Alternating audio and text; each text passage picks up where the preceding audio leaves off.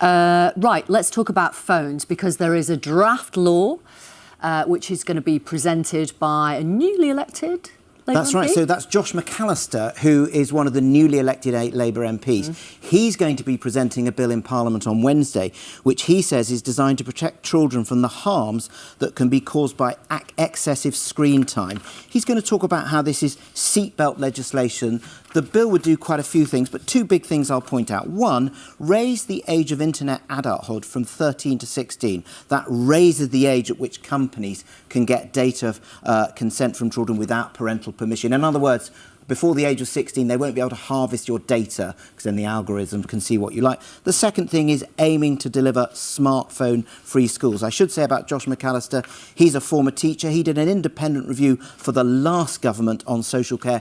This is a social media. No, social care. For social care. Oh, right, sorry. This is a private member's bill, so it's not a government bill, so they can often struggle. But he did come number 5 in the ballot for private members' bill, so maybe it has a chance. Yeah.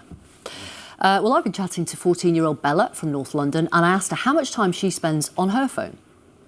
9 at most, I think. 9 hours? It's quite bad, yeah. What time do you go to bed?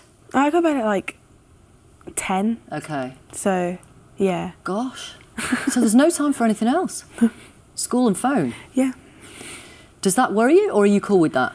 It does worry me a bit. I try to stop it, and then there's some days where I have dance, because I do dance outside of school, and then I'm on my phone less on those certain days. Right. So, yeah. Do you notice particular content, doesn't have to be harmful content, might be stuff that you like, that is, does it feel like it's sent to you a lot, or do you not really, are you not really aware of that? It's mainly like movies and like TV shows that are sent to me, or like little clips or edits from the TV show or movie that I like from my friends or from TikTok.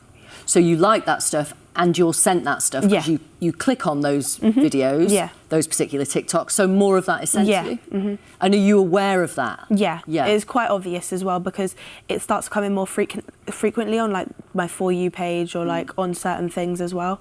So, and how do you think TikTok knows that you like that stuff? From where you like and favourite it and like repost to certain stuff, because I think it does track a lot of what you're saying and like what you send to your friends and stuff, because that's just how social media is.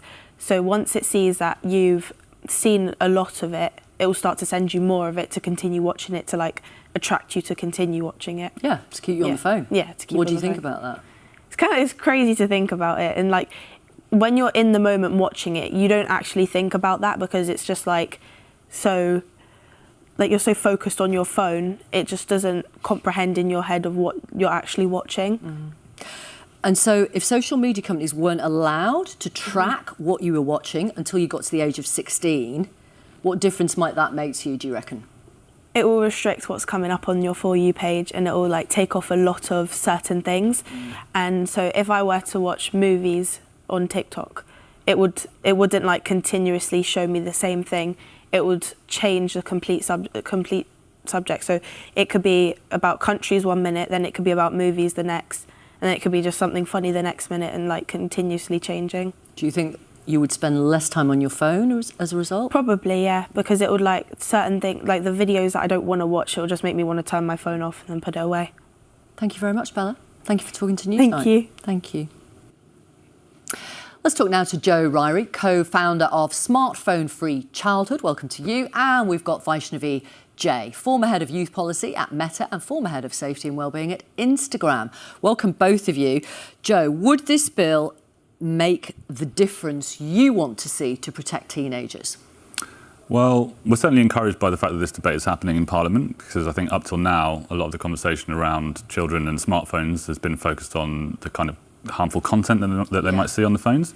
But actually, this bill is called the Safer Phones Bill, and that's actually focused on the devices themselves and how addictive these devices can be. Because we heard from Bella, you know, she spends sometimes 9 hours a day on these devices, and so that's something that this bill is really focused on, is trying to make sure that the time children spend on these devices is reduced, not just the type of content that they're seeing on these devices. Absolutely. Vaishnavi, do you think this bill would stop the sort of addictive content being pushed to teenagers?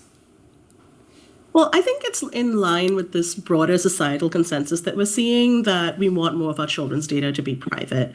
But I think that there should be some nuance when we're thinking about personalization. We heard from Bella about the fact that she's getting content that she wants to see, and that's kind of why she's on the product. More significantly, I think there are some really practical trade-offs to turning off personalization that we would have to help companies navigate more carefully. For example, if we don't know that a kid is spending long periods of time searching for problematic content at their age, we can't send them resources to help. We can't nudge them towards a different type of content. So I think there is some nuance that we would need to implement, in the actual enforcement guidelines for companies. Okay. But overall, I think this is in line with a broader societal desire for more privacy. Right. Why has your grass movement started up, Joe? What's going on? Well, I think parents all over the country, I know now, the parents all over the country are really, really struggling with this problem. It's a new frontier of parenting that parents 10, 20 years ago just simply didn't have to deal with. And now children, when they go to secondary school, typically at the latest, get handed a mini supercomputer in their pocket that's connected to everything and everyone and connects everything and everyone to them. Mm-hmm. And so whilst, of course, there are some benefits to children in terms of connectivity, there are some real trade-offs in relation to how safe children actually are on these devices. And so we might feel like we are keeping our children safe by keeping track of them, but actually exposes them to a huge amount of harmful content. But as I said, one of the fundamental problems about these devices that parents all over the country are really struggling with is just simply how addictive by design they are and how they are intended. The business model of social media is all about capturing as much of our children's attention as possible, and so it's no surprise that kids are spending up to 9 hours a day on them. And they could just be looking at makeup tutorials or, Cocker Spaniel puppies. But the point is, they're on it hour after hour, scrolling and scrolling and scrolling because the algorithm knows what stuff they like. Yeah, they're precision engineered to serve you content, and we all know this as adults, right? Yeah. That keeps you hooked and keeps you addictive. And so, even if you disregard the fact that they might be seeing some harmful content, sure, I think almost all parents would agree that they don't want their children's childhood to be focused on a screen, spending all their time on a screen when they could be doing all the kinds of things that children have done for millennia, and it's blocking them from having the kind of experiences that I think we all want to give our children, and blocking them from learning how to socialise and connect with people face to face. That is really one of the primary concerns that this bill is trying to address.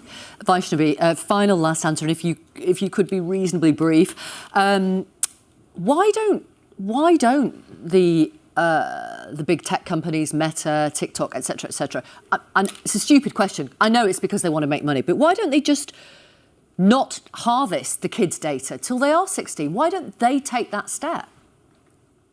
I think one of the reasons that, we work today independently with product managers and engineers is because they've never been educated on how children respond to technology. So your average product manager is simply building for appeal, engagement, growth. Okay, but there's no excuse now, is there? There's no excuse now. Right. We all know.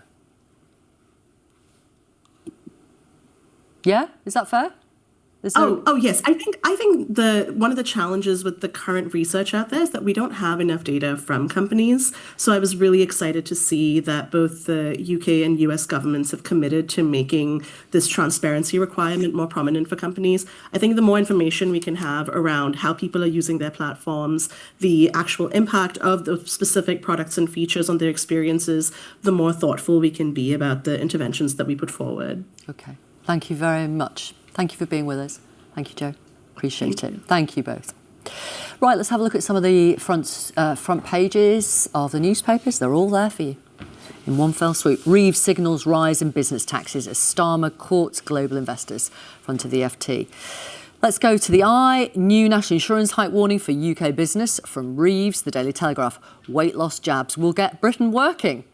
The Daily Mail. Sarah, 10, was burned with an iron, tied to a heating pipe, bitten and had her spine broken. This is the court case of the father of Sarah Sharif and what was heard in evidence today. The Guardian, Reeves hints at budget increase and employer national insurance. And the Times, Reeves tell business to prepare for higher taxes. That's it from us for today. Thank you for your company. We're back tomorrow. See you then.